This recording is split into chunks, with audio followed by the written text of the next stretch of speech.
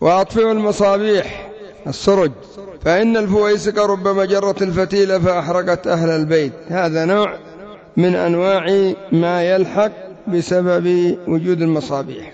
الفأرة الفاسقة ربما تأخذ الفتيلة وتمشي بها إلى أماكن يعني تجمع الملابس والثياب والحطب ونحو ذلك، فتؤدي إلى إحراق البيت.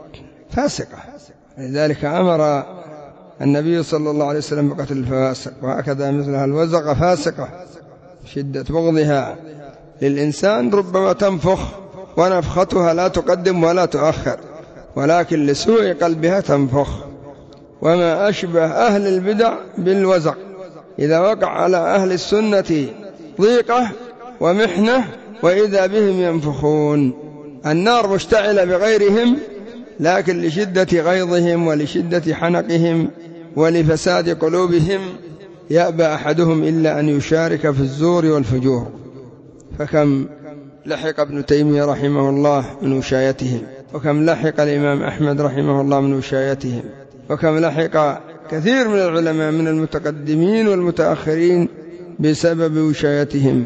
فإياك أن تكون فويسقة، احذر. إذا رأيت فتنة ورأيت خلافا ورأيت شرا، سواء في الأمة أجمع أو في قبيلة أو في طائفة أو في بيت أو في محلة أو بين اثنين، لا تكن فويسقة، لا تنفخ في النار. اجعل نفسك من أسباب إطفاء النار، من أسباب إزالة الشر، من أسباب ظهور الخير.